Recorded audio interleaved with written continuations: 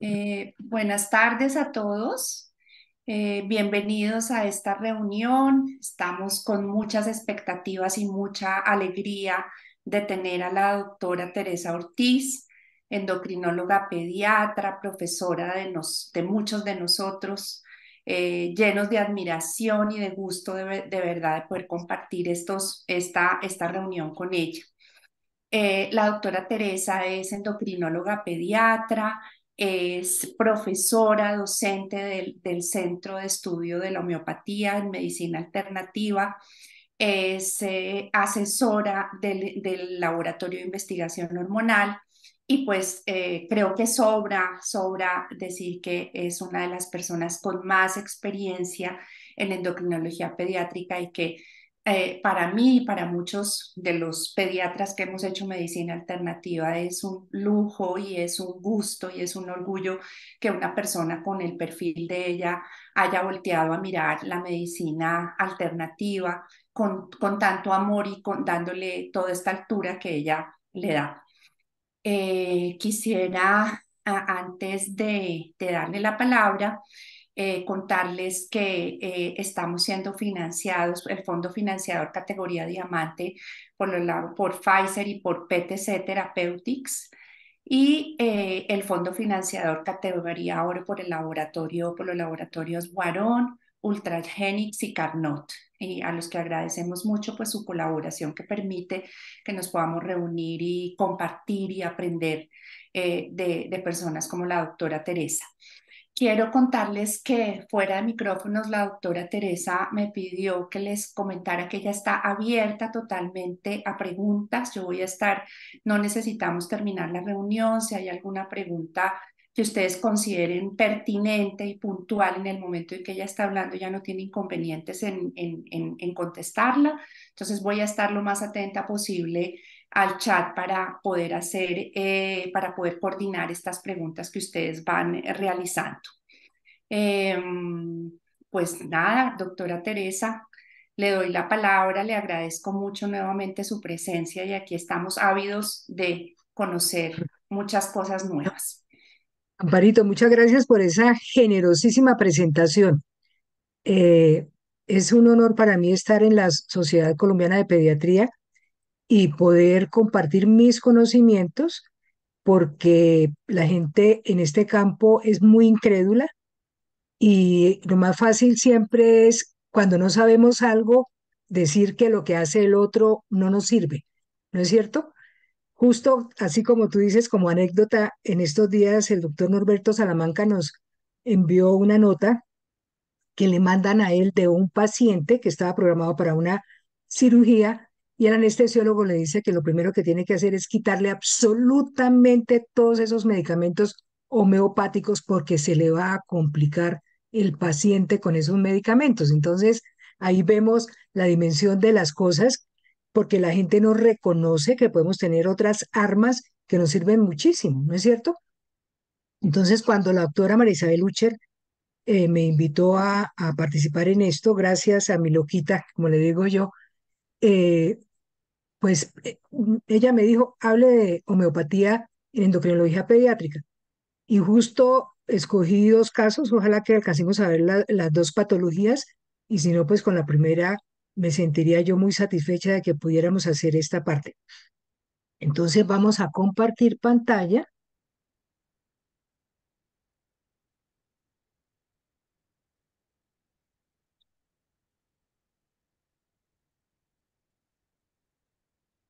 ¿Listo? Sí, ¿estamos viendo?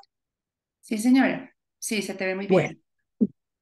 entonces, eh, el sistema endocrino pues es un sistema muy, muy importante que tiene una función multisistémica. Tenemos acá la parte donde tenemos el hipotálamo, se producen todas las hormonas que van a estimular a la hipófisis para que ella produzca las hormonas que vemos acá enunciadas. Si empezamos, tenemos hipófisis anterior y la hipófisis posterior.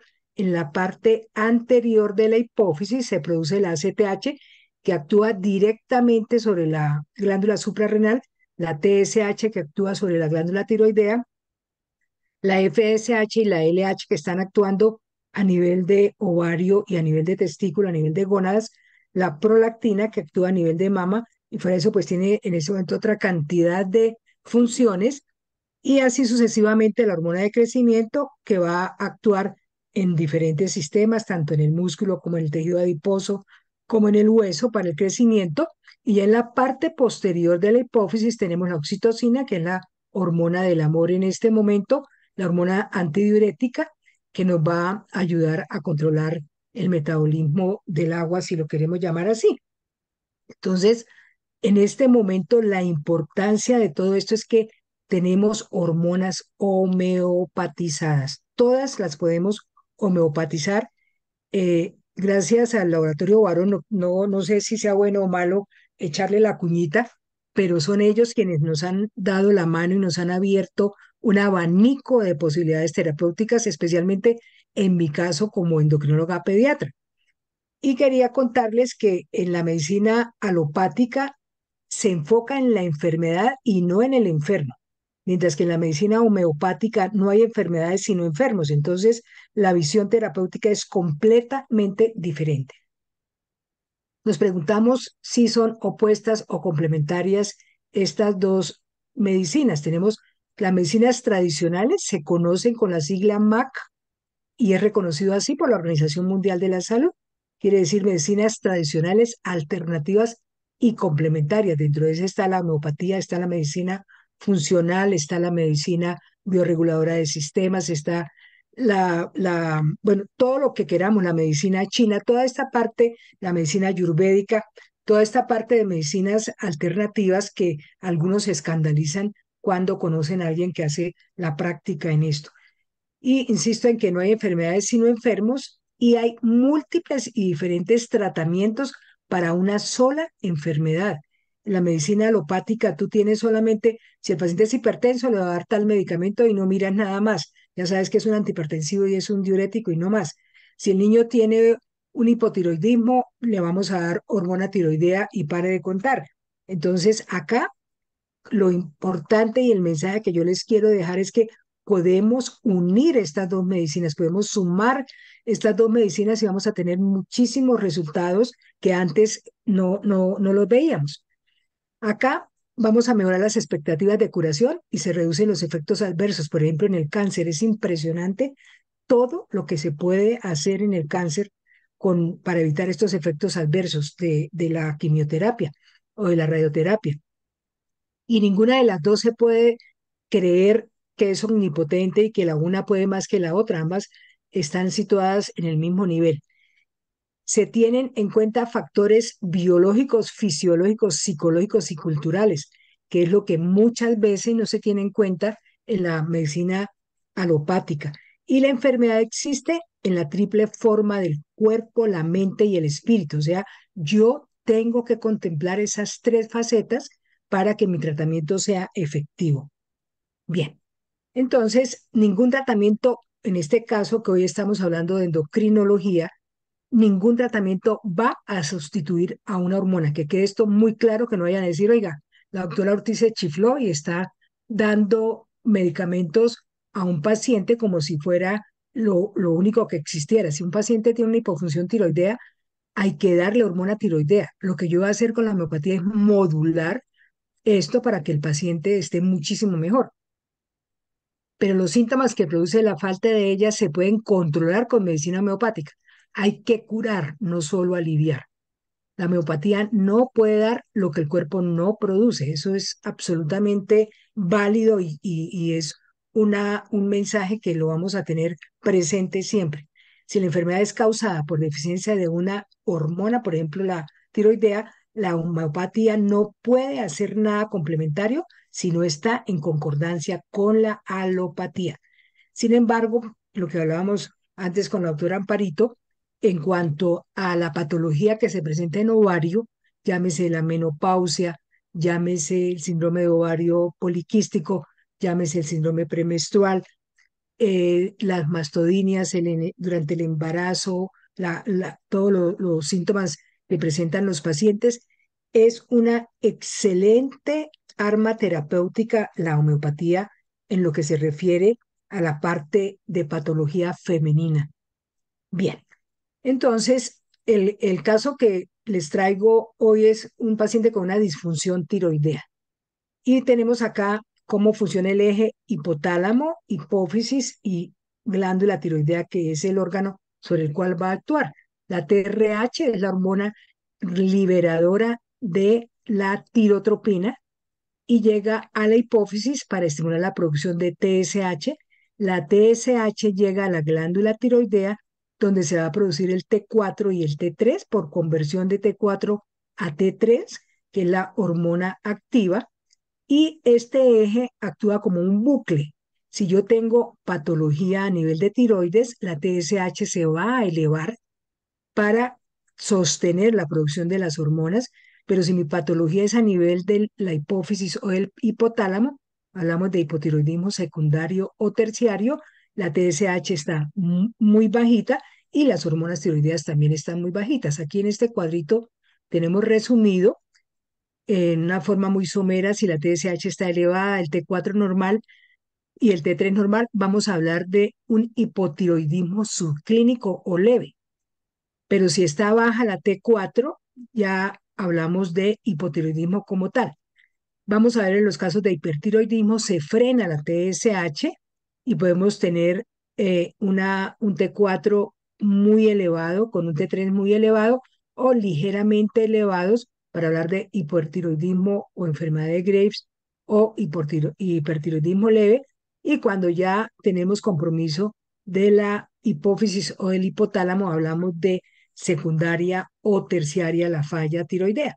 Entonces, en disfunción tiroidea hablamos de hipofunción, hablamos de hiperfunción y disfunción tiroidea cuando existe un hipotiroidismo subclínico y cuando tenemos la tiroiditis linfocitaria crónica, que puede ser la causa de este hipotiroidismo subclínico o puede ser una patología totalmente aislada.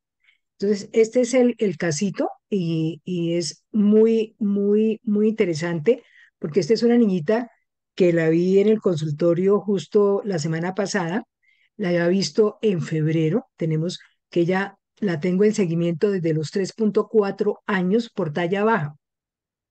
Esta niña, como antecedente importante, fue una niña pequeña para gestacional, fue un parto a término, un embarazo de 39 semanas de gestación con un peso de 2.040 gramos. Y este caso, pues lo importante en este momento de su patología tiroidea es que cuando la niña va al control, le encuentro un bocio y le pido los exámenes que vamos a ver más adelante. Por el lado de su crecimiento, también se ha manejado con medicina homeopática y nos ha ido súper bien. Entonces vemos una paciente en muy buenas condiciones generales, con signos vitales que son estables y apenas entra la niña a la consulta, le veo yo que tiene el tiroides aumentado de tamaño a expensas de ambos lóbulos. El perímetro del cuello al examen físico era de 27,8 y la longitud de su diámetro mayor de cada lóbulo era de 5 centímetros. Pesaba 26 kilos, estando a menos 1,6 desviaciones estándar y una talla en 1,31 a 9,2 desviaciones estándar. Con esta niña partimos de un percentil que estaba a más de menos 3 desviaciones estándar. Un índice de masa corporal en 15 con un percentil en 18 y presentaba una tiromegalia de consistencia blanda, cutis marmóreo y un desarrollo puberal en un estadio M2 con un P1. Se hizo el diagnóstico de una tiromegalia, se vieron los exámenes de laboratorio y estos son los primeros exámenes que me los envía. Yo la vi en febrero, en marzo me hace llegar los exámenes con una TSH en 5,17, un T4 en 1,3, unos anticuerpos anti-TPO mayores de 1.000, unos anticuerpos antitiroglobulina en 278 y una vitamina D por el suelo. Yo les exijo a los pacientes valores de vitamina D que estén por debajo, perdón, que estén entre 40 a 70. Ya por debajo de 40 para mí es deficiencia de vitamina D. Y viene a control el 22 de la semana, el martes, hoy justo hace 8 días, después de prescribir un manejo con un protocolo de medicina integrativa, con una TSH que está en 2,3, completamente normal, un T4 libre que está en 0,97, que es completamente normal, y de 1000, más de 1000, los anticuerpos anti-TPO se bajan a 379 y los anticuerpos antitiroglobulina se bajan a 162. Se empezó también a medicar para manejo de su hipovitaminosis D y en 4 meses no es que se haya recuperado al 100%, pero sí mejoró ese paciente. Copié al pie de la letra de mi computador la fórmula que le envié a ese paciente. Entonces, vamos a ver más adelante cómo el grafitis y el selenio nos ayudan a manejar esto. El grafitis a la 9SH, el selenio a la 15SH, en la misma presentación, aplicando 5 gránulos en la mañana y en la noche. Es necesario que la boca esté muy limpia, sin restos de alimentos, ni tampoco con dentrífico, y lo ideal es que sea antes del desayuno y antes de la comida. Y le mandamos decamulsión para corregir su problema de hipovitaminosis D con 5 goticas al día por un mes y luego 3 gotas al día hasta nueva orden. Y esta es la parte más importante de lo que es la medicina integrativa, y esta es una gente súper juiciosa. La niña me decía, Teresa, y cuando esté curada puedo volver a comerte todo. Le dije, sí, mi amor, tranquilo. Pero mire, suprimir los lácteos y todos sus derivados, reemplazar por leche de almendras, de coco, de arroz, queso de almendras o de coco, suprimir todos los productos que tengan gluten, reemplazar por quinoa, por arroz integral, por leguminosas, no alimentos procesados, no azúcares procesados, no mariscos, no atún. Y les dije si pueden conseguir el libro de la autora Isabela Wentz, experta en tiroiditis linfocitaria, pero no lo hicieron. Y el diagnóstico, así les contesté yo a los padres, el diagnóstico es un hipotiroidismo subclínico debido a una tiroiditis linfocitaria crónica o de Hashimoto, donde la función tiroidea se encuentra solo TSH elevada y un T4 libre normal. En 3 meses hay que hacer control de laboratorio y control médico para agosto con exámenes. Entonces, ya vemos cómo fue el avance de, de, de este niño de esta niña con ese tratamiento, que es increíble, sobre todo cómo mejoró sus anticuerpos. Yo no lo podía creer, pero el rigor del manejo con dieta antiinflamatoria es lo que más nos va a ayudar. Lo más importante es que este paciente o cualquier paciente que tenga un hipotiroidismo subclínico y secundario a una tiroiditis de Hashimoto, no nos podemos quedar tranquilos, los controles son rigurosos cada 3 a cada 4 meses con exámenes de laboratorio. Porque lo que yo les decía, cuando un órgano no produce una hormona, la homeopatía no la va a reemplazar, por más medicamento homeopatizado que le demos. Y por otro lado, que en la tiroiditis de Hashimoto, la agresión a la glándula es tan severa que inicialmente pueden hacer una hachitoxicosis, o sea, una elevación de hormonas tiroideas, una TSH suprimida, para caer ya en la fase del hipotiroidismo. Entonces no nos podemos quedar tranquilas, y en los niños y en las niñas y en los adolescentes que presenten una tiroiditis de Hashimoto, el 70% revierte y el 30% queda con hipotiroidismo permanente. De ahí la importancia que el seguimiento lo hagamos por un intervalo de tiempo no menor a 5 años. Cuando hay un caso de hipotiroidismo secundario a esta tiroiditis de Hashimoto, el tratamiento se da durante 2 años. A los 2 años se suspende la medicación, se hace una valoración para ver si la función ya se ha recuperado y se sigue controlando el paciente cada 4 a 6 meses durante un intervalo de tiempo. Llevamos 2 con el proceso de 3 años más. Entonces, el hipotiroidismo subclínico es un estado de hipofunción del tiroides en el que todavía el paciente no ha comenzado a sentir los síntomas propios de la falta de la hormona tiroidea. En este caso, esta niña no tenía absolutamente ningún síntoma. Los valores de TSH se encuentran elevados, pero los niveles de T4 libre son normales. Simplificando, cuando el cuerpo necesita más hormona tiroidea, la hipófisis aumenta su producción de TSH, y cuando hay que frenar la cantidad de hormonas tiroideas, la hipófisis da la orden a la tiroides de hacerlo bajando los niveles de TSH en sangre. Entonces, esta es la situación de un hipotiroidismo subclínico. Ustedes pueden encontrar todos los artículos que quieran, viejos, recientes, los que ustedes quieran sobre manejo homeopático en caso de hipotiroidismo subclínico. No es que nosotros, los que trabajamos en homeopatía, nos estemos inventando las cosas, son revistas muy serias que pueden ustedes conseguir y buscar todo lo que quieran en esto. En este caso clínico usamos el grafitis. Entonces, aquí vamos a aclarar muy bien y van a decir ustedes por qué Teresa usó grafitis, por qué no usó otro medicamento.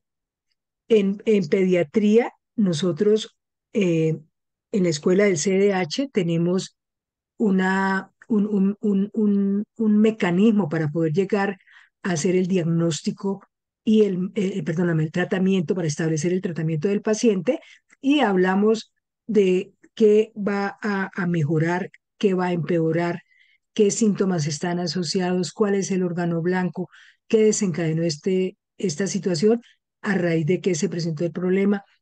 Tenemos lo que es el tipo sensible y también el modo reaccional crónico. Esto, pues, para los que han hecho ya homeopatía en el CDH, es una gran ayuda versus los que hacen homeopatía unicista. Ellos son demasiado estudiosos en el sentido de manejar con un solo medicamento.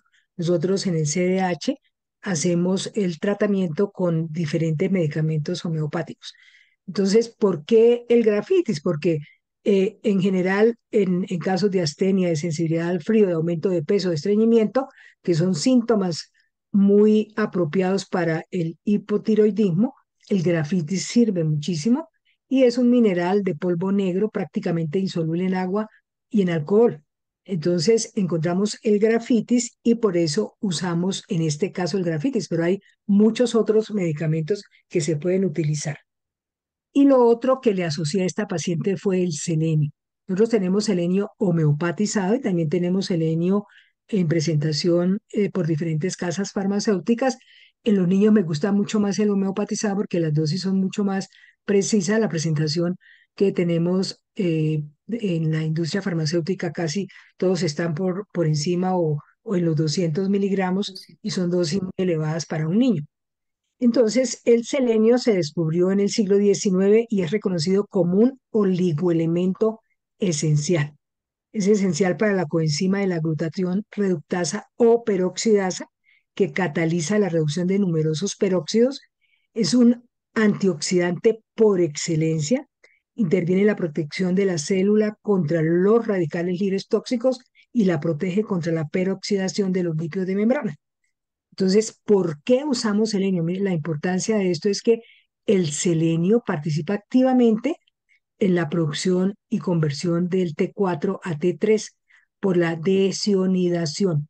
Estamos con las selenioproteínas, que son las sustancias que nos van a ayudar a que se haga la actividad de la enzima de iodinidasa para poder en ese momento hacer la división y la producción de T4 a T3. Este es un oligoelemento esencial que se necesita en cantidades pequeñas para el funcionamiento correcto del sistema inmunológico y de la glándula tiroidea.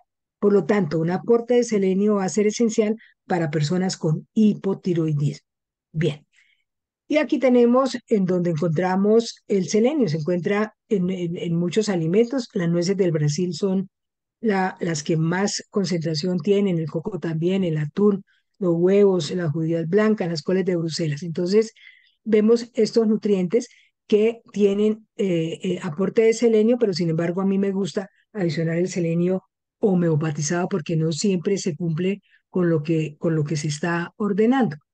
Entre los nutrientes que aseguran un buen funcionamiento del tiroides se encuentran estos que les estoy indicando. Antes teníamos selenio en mayor cantidad, ahora lo tenemos en muy poca cantidad porque la tierra pues ya se está acabando todos sus oligoelementos.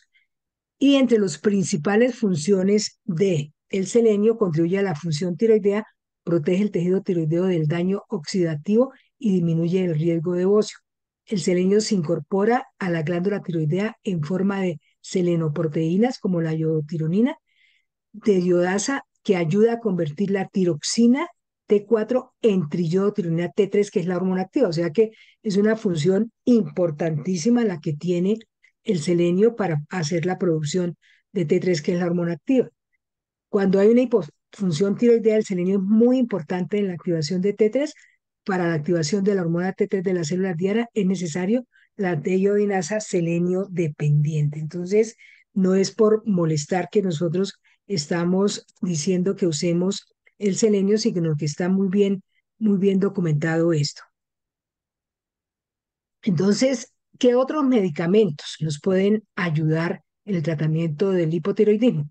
Esta niña tiene un hipotiroidismo subclínico, no es un hipotiroidismo leve, y escogí el grafitis, como les decía, porque es sintomático. Hay otro medicamento como la calcárea carbónica, pero cada fenotipo y cada comportamiento, cada tipo sensible nos dice por cuál nos tenemos que orientar más. Tenemos el grafitis, la calcárea carbónica, la calcárea yodata, la varita carbónica, la espongia tosta, el yodo o el calium yodato. Entonces, como vemos, son varios los medicamentos y tendremos que saber, de acuerdo a la naturaleza del paciente, cuál es el medicamento más específico. En homeopatía, el tratamiento no se pone sobre un diagnóstico, sino sobre un paciente. Eso es importantísimo para que lo tengamos en cuenta. El tratamiento homeopático no busca sustituir la hormona que el tiroides no fabrica por otras sintéticas, sino estimular en lo posible la capacidad de ese tiroides para producir hormonas. Yo insisto mucho en la palabra, lo que vamos a hacer es modular ese órgano para que funcione mejor. No puedo predecir si esta niña se sane única y exclusivamente con este manejo o en un año o en 6 meses entre en un hipotiroidismo. Entonces, insisto muchísimo en el manejo y en el seguimiento del paciente. Los medicamentos homeopáticos tienen un rango de seguridad tal que nos permite usarlos con tranquilidad en cualquier grupo, en niños, en adolescentes, en mujeres embarazadas, en pacientes polimedicados. Y los medicamentos homeopáticos son compatibles con otros medicamentos o actos médicos que se consideren indicados. Entonces, aquí es donde la alopatía y la homeopatía van de la mano en el caso de que esta niñita llegara a necesitar hormona tiroidea. Entonces, este paciente que me pareció muy interesante. No sé si tengamos preguntas en este momento sobre lo que es el Mm, manejo del hipotiroidismo, porque este es el segundo casito, que es un caso también muy interesante. Yo estoy atenta acá si tienen preguntas o si sí. continuamos con este segundo Tere, caso. Tere, pues yo quisiera, ya que terminaste el caso, pues hacer como algunas, como hacer algunas observaciones al manejo. Tú hiciste una integración y me parece muy importante recalcar este punto. O sea, tú utilizaste toda tu experticia como endocrinóloga en hacer un diagnóstico clínico, en utilizar los estudios paraclínicos que consideraste necesarios para llegar a esto y el conocimiento que nos da el método homeopático, porque la homeopatía no, como tú lo dices, no es elegir un medicamento, voy a poner este o esto, sino es todo un método que nos permite individualizar al paciente, conocer cómo expresa su enfermedad, porque la homeopatía mira al paciente, no mira solamente el diagnóstico. Eso te permitió elegir grafitis y no calcárea carbónica, porque miraste a tu paciente y decidiste que el fenotipo era más para esto. Entonces, Claro, el ejercicio de en- la homeopatía es individualizar, es mirar, es también voltearse a mirar otros aspectos que a veces no cuidamos, como es la nutrición, la alimentación, que es muy importante, no solamente en el niño con alguna patología endocrinológica, sino en cualquier paciente. O sea, preguntar qué come, cómo están comiendo nuestros niños. Tú miraste todo esto, te fuiste a mirar otro terreno que son los oligoelementos, que son también tremendamente una herramienta terapéutica importantísima. O sea, hiciste una integración de muchas cosas que probablemente reflejan la mejoría tan notaria, o reflejan, no, sino muestran todo lo que mejoró esta niña. estos papitos estaban demasiado angustiados, consultaron con el pediatra que me había referido el paciente, y son amigos de Alfonso Vargas, que en esos días estaba justo en Bogotá y también consultaron a Alfonso Vargas porque a la gente le pasa eso, ¿no es cierto? Seguramente al ver que tengo más de 1000 en los anticuerpos anti-TPO, pues la gente entra en crisis total y absoluta cuando no saben qué es, y el mismo médico, si no sabe, por eso todos los pediatras que nos están acompañando esta noche, es que tengan muy claro el diagnóstico en el paciente, ¿no es cierto? Y más el paciente en ese diagnóstico. Tú dices, bueno, escogiste grafitis pensando en el paciente como tal, no en la patología. ¿Por qué no escogí calcárea carbónica? Que también nos sirve, porque esta es una niña delgada, esta niña, su fenotipo nunca en la vida ha sido para calcárea carbónica, que es el paciente regordito, con los deditos abullonaditos, glotoncito. Ella nunca ha sido para eso. Tal vez en alguna ocasión le di varita carbónica por lo que estaba muy quedada en talla y muy quedada en peso. Y esta es una niña que tiene toda la indicación en manos de otro endocrinólogo pediatra para iniciar la hormona de crecimiento, porque es una niña que fue pequeña para edad gestacional y empezamos nosotros a manejarla con una talla por debajo del percentil 3 y se ha recuperado. No es que sea un gigante, está en un percentil 9. Entonces, es cómo podemos modular también el crecimiento de un niño con otro medicamento, sino que quise traer otra patología, no solamente en este paciente, sino en otro paciente para mostrarles otra patología que se ve muchísimo en endocrinología pediátrica y que después de la pandemia pues se disparó en una forma impresionante. Entonces, Amparito, no sé si tengan más cosas por Tere, comentar. sí, te quería compartir una pregunta. La doctora María Victoria Urueña está preguntando por qué la recomendación de suspender mariscos y atún a esta paciente. Eh, Qué bueno, Viquita, que estés acá. Vicky es mi vecina de consultorio, que es de las endocrinólogas pediatras de avanzada, ¿no es cierto? ¿Por qué suspender mariscos y atún especialmente? Porque son muy tóxicos por todos o los metales que están absorbiendo en el mar. Entre más grande sea el pez, Pesca. mayor metales pesados que son tóxicos para el organismo y que llegan a competir en una u otra forma con las hormonas y con toda la producción hormonal en diferentes órganos. Entonces, el atún yo desde que hice medicina funcional me moría por atún y no volví a probarlo ni fresco, ni enlatado, ni en ninguna forma. Con los mariscos sí he caído a veces en la tentación. Entonces, básicamente por eso es que se quitan los mariscos y el atún, que son los que más metales pesados tienen. Tere, esta pregunta es mía, o sea, esto podría entrar, o sea, estos metales pesados podrían entrar también en este grupo de cosas, de elementos que estamos hablando ahora muy relacionados con patología endocrinológica, que son los disruptores endocrinos. O sea, ¿es algo por ahí o Amparito, es diferente? le diste en el clavo porque muchos de los disruptores endocrinos empiezan a presentarse por estos metales pesados y es a competir con las hormonas en una o en otra forma, ¿no es cierto? ¿No es cierto? Porque distorsionan el núcleo como tal de la hormona al pegarse en el organismo, si se puede usar esta palabra, y hacen que todo cambie. De ahí la cantidad de, por ejemplo, de puerta precoz que estamos viendo. Yo también con muchísima frecuencia estoy viendo niños con tiromegalia. No es un franco bocio, pero sí niños con tiromegalia. Y a eso se suma otra cantidad de elementos, como son todos estos medios audiovisuales que están usando los niños ahora, la pantalla, la exposición, todo eso. Pero los metales pesados sí interfieren directamente en la hormonogénesis a cualquier nivel. Gracias, Tere. Pues aquí hay un aporte del doctor Roberto Baena que dice, hablando de peces, las sardinas tienen un buen nivel de selenio. ¿Qué opinarías al respecto? Es válido, es absolutamente válido. Y la sardina, por ser un pez pequeño, no tiene Ujú. esta contaminación con los metales pesados. Entonces, la gente muchas veces desprecia las sardinas, pero las sardinas tienen un buen aporte de selenio. Totalmente de acuerdo y un abrazo, Roberto. Gracias, doctor Baena. Bueno, Gracias, Teresita. Con Roberto hemos manejado varios pacientes con hipotiroidismo subclínico, con hipertiroidismo hemos manejado pacientes, con hipotiroidismo también hemos manejado pacientes. Así Tenemos es, otro. luego le comentaré algo al respecto.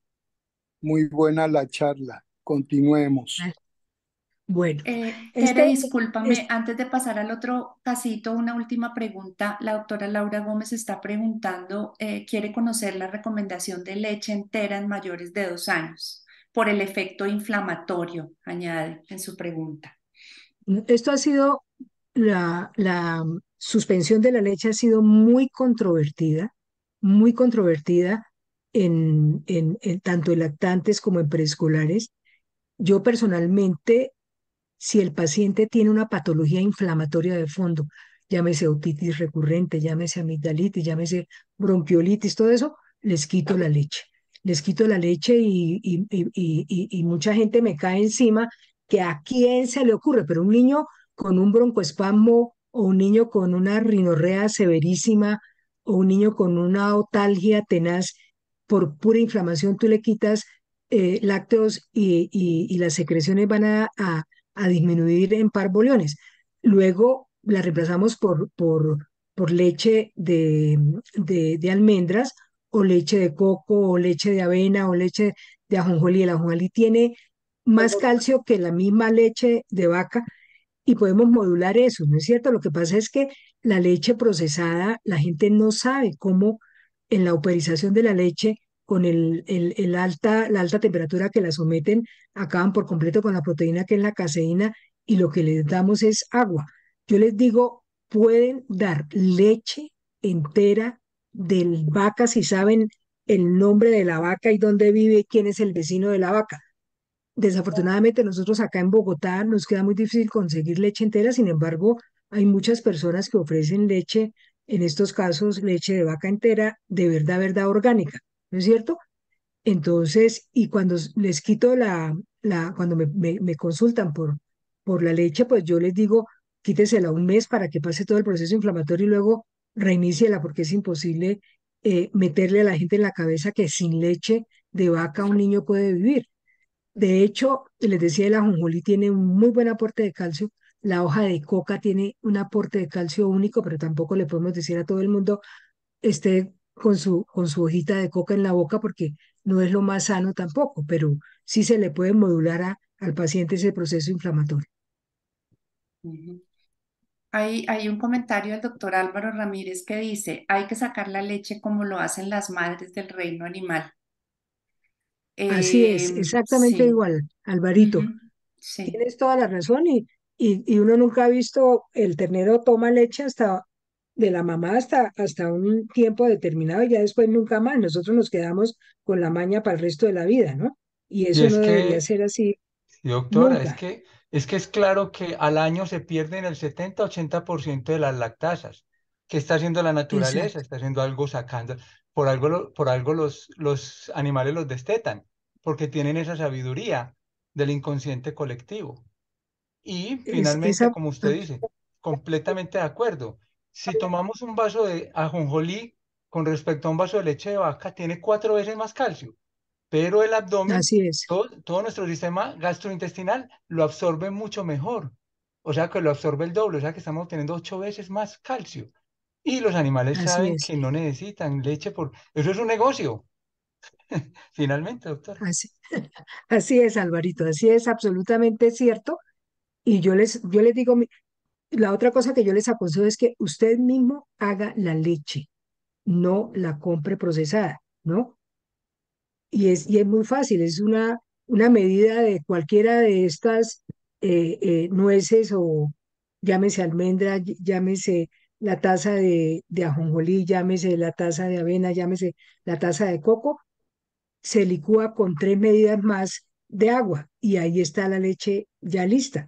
Entonces, la leche, en todas las leches que estamos viendo en este momento en el mercado tienen cabergolina, que es una sustancia que es cancerígena. Me, me corrige Alvarito si me equivoqué con esta sustancia. No, no, no. Sí, estamos de acuerdo y así es. Hemos visto que en 30 pues, años de práctica de medicina alternativa que tengo yo, he visto que el mejor alimento que existe en la naturaleza es la leche de la mamá y el peor, la leche de Así, vaca con el azúcar.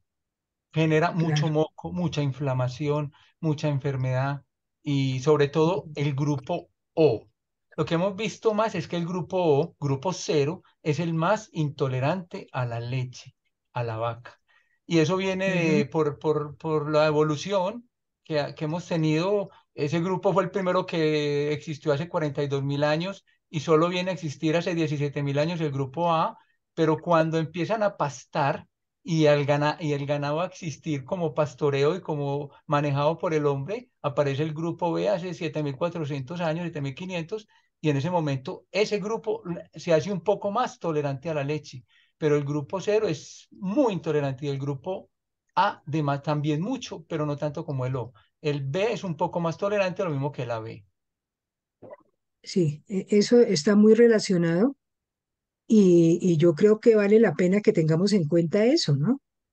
Que no es el hecho de que yo soy el que tengo la palabra, yo soy el que más sé, yo soy el que mando acá. Y quería mostrarles una cosita que se me ha quedado por fuera, porque a mí no me gustan las cosas a la carrera, me gustan con calma. Entonces, el segundo caso que les traía para hoy es imposible presentarlo porque nos quedan apenas 10 minuticos, pero quería mostrarles esto en cuanto a las hormonas homeopatizadas, eh, la hormona que sea. Nosotros tenemos en este caso que les presentaré próximamente, nos programaremos con Amparito, tanto la LH como la RH, tanto la LHRH como el foliculino, detienen la pubertad. Y para recordarles que en las diluciones altas, entre 15 a la 30, yo detengo. Y en las diluciones bajas, yo estimulo. Por eso usamos grafitis a la 9SH. En este caso, usamos nosotros en una dilución de la 15 a la 30. Entonces, quería dejar esto porque me gusta seguir haciendo y comentando las preguntas. Y este mensaje de Albert Einstein que dice, cualquier momento es perfecto para aprender algo nuevo.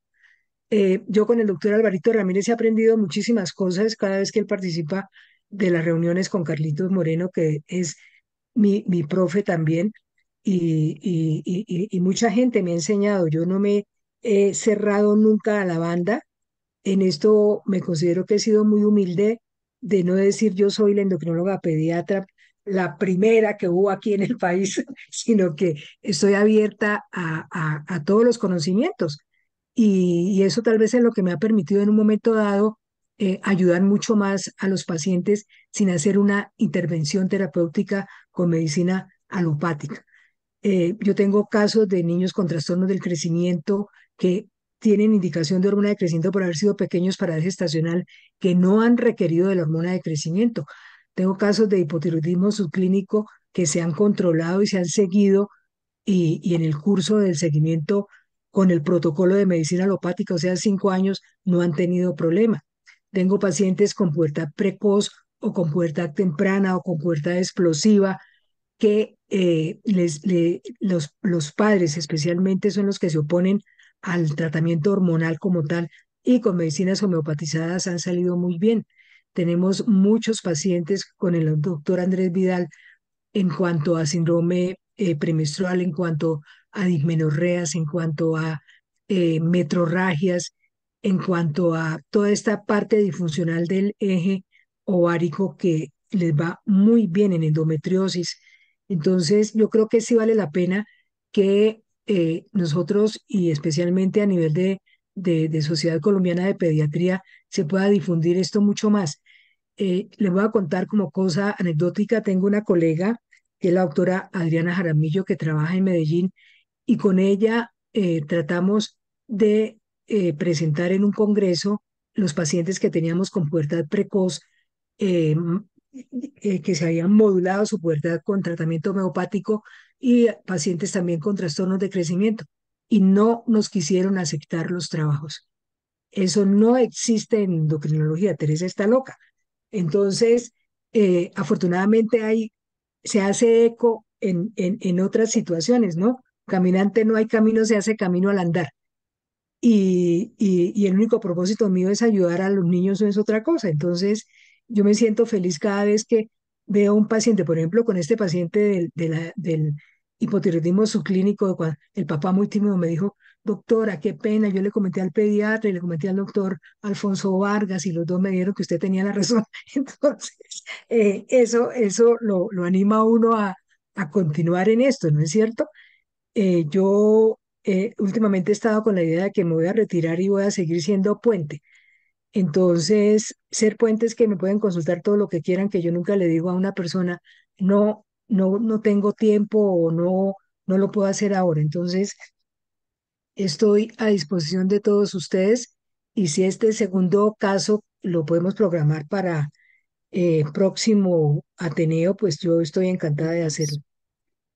Tere, hay otras preguntitas. Bueno, hay una aclaración de la doctora Jenny Lizarazo que dice que es la carragenina lo que traen las leches y Sí, lo que tú sí, has mencionado no que es cabergolina, pero no carragenina. cabergolina. Sí, A mí me sonó sí. raro porque cabergolina es para los prolactinomas, pero a veces se me cruzan los Sí. cables. Y esta pregunta de la doctora Paola Durán me parece muy importante y yo también voy aquí a reforzar una cosa y es que cuando nosotros como pediatras hacemos una recomendación, digamos, si tenemos el fundamento, individualizamos el paciente y decidimos que a ese paciente le puede convenir suspender la leche, tenemos también la responsabilidad de asesorar muy bien a esa familia de cómo reemplazar la fuente, o sea, qué fuentes de calcio pueden reemplazar y no dejar por ahí nomás una mamá comprando en el mercado una leche de almendra que sabemos que nutricionalmente no va a suplir, digamos, en este caso, los requerimientos de calcio. Entonces, la doctora Paola Durán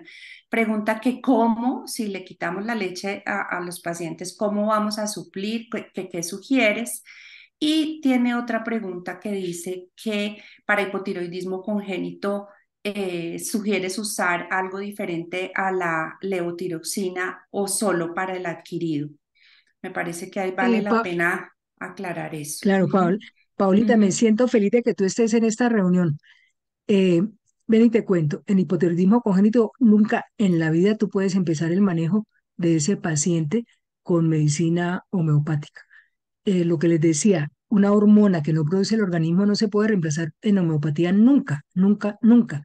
Tienes que empezarle hormona tiroidea inmediatamente una vez tengas hecho el diagnóstico. Afortunadamente con el tamizaje neonatal lo estamos haciendo a los 8 días o mucho antes si es posible.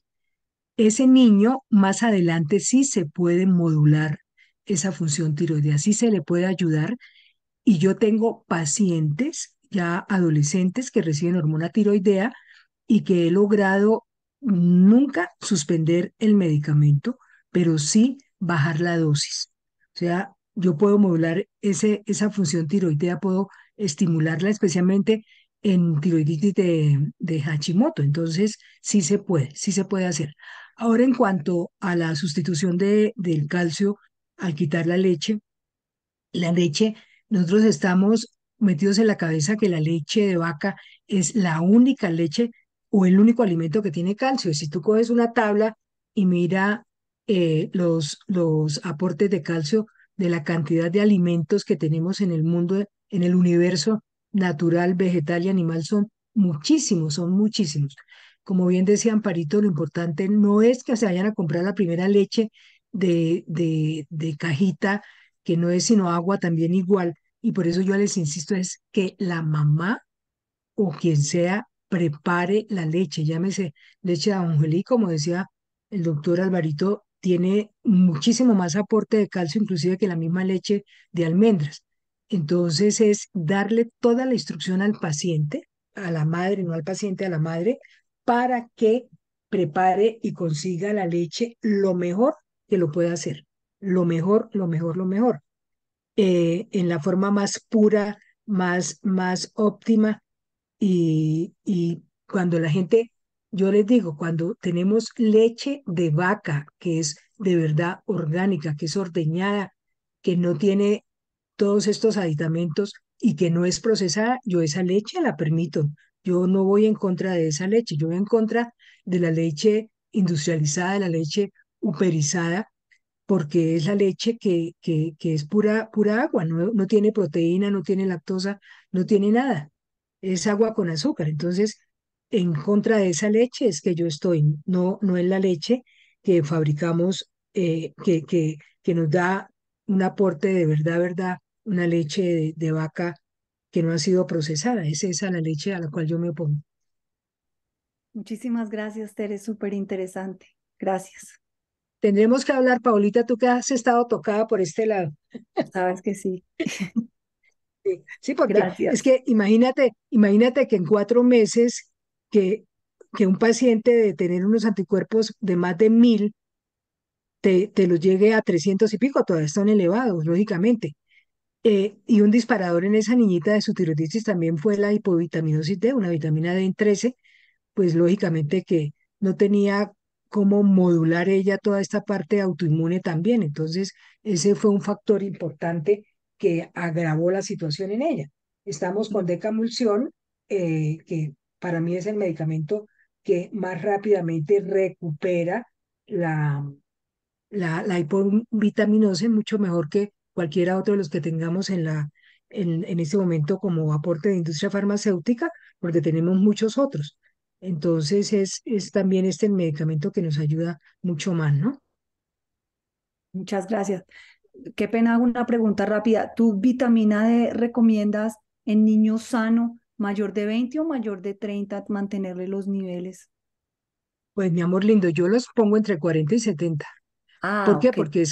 Porque es que la vitamina D es un inmunorregulador y nos evita muchísimas complicaciones respiratorias, nos evita complicaciones en crecimiento también, en diabetes a largo plazo, en aumento de peso a largo plazo. Y yo tengo una teoría, Paulita, que no he podido dedicarme de fondo, y es que yo diría que por lo menos el 90% de los pacientes que yo tengo con pubertad precoz o temprana o explosiva tienen niveles de vitamina D bajos. La, de donde parte la producción de vitamina A, la formación de la vitamina D es una molécula muy parecida a la molécula del colesterol también. Entonces yo digo, por ahí algo se dispara. No he tenido tiempo, te dejo esa inquietud, no he tenido tiempo de ponerme de verdad, verdad, a ver qué pasa, pero yo creo que hay algún vínculo directo entre pubertad precoz y avitaminosis o hipovitaminosis. Bueno, mil gracias, Tere. Un abrazo. Bueno, suerte. Em, Entonces, Amparito, quedamos con esta nueva oferta para otro caso clínico para mirar lo de pubertad precoz, que me parece muy para mirar. importante porque lo estamos viendo con una frecuencia que en los últimos años que no veíamos en épocas anteriores. Tere, yo quisiera pedirte un favor, o sea, quisiera que Dime, cerraras esto con aquella frase de cajón que no es tan de cajón y es la frase para que nos llevemos, la frase final o para que nos llevemos todos esta noche y nos vayamos todavía más felices. Tu frase final, eh, ¿cómo cerramos esto? ¿cómo cerraría yo esto, Amparito? Que la homeopatía es una ayuda que no la podemos menospreciar, que lo que importa es que conozcamos muy bien el paciente, ¿no es cierto? Y no empecemos también como regadera a mandar todo. Yo sí le doy gracias a la vida que me puso en el camino y lo hice solamente con el ánimo de ayudar a los pacientes a hacer medicina homeopática, que luego yo hice medicina bioreguladora y luego yo hice medicina funcional y la integración de todas estas es lo que me ha permitido poderle dar una ayuda mejor a los pacientes. Eso no quiere decir que la medicina tradicional, la alopatía de la cual nacimos todos, la vayamos a menospreciar en ningún momento. Yo no puedo reemplazar un antibiótico en un niño que tiene una infección por ningún otro medicamento. Entonces, mi frase final, insisto, es en esta: cualquier momento es perfecto para aprender algo nuevo y los invito a todos a que lean sobre esto, a que vean especialmente sobre la parte de nutrición, cómo podemos modular cualquier patología mejorando la nutrición, quitando todos estos alimentos procesados, quitando todos los azúcares procesados. Si pudiéramos comer verdura orgánica, en Bogotá ya se ha encontrado muchísimos sitios donde tú consigues la verdura cultivada orgánicamente, sin químicos. Disminuimos en esa forma disruptores endocrinos, comemos mucho más sanamente. Entonces yo creo que es un mano a mano entre todas estas cosas que nos están llegando en este momento y que yo sí los invito a todos a empaparse de lo que se le puede aportar a un paciente. Hay muchísimas publicaciones. Hay una página que se llama Hablando de Homeopatía. Este es un médico, son todos españoles, especialmente catalanes, y tú encuentras ahí manejo de todo, de todo, de todo, y te aporta muchísimo. Entonces, yo creo que no podemos echar un paso atrás en seguir cada día con el ánimo de aprender y aprender y aprender. Así estemos ya viejitos o lo que sea, pero no podemos dejar esto. Me encanta tu cierre. Refleja todo lo que estás haciendo y todo lo que eres de verdad.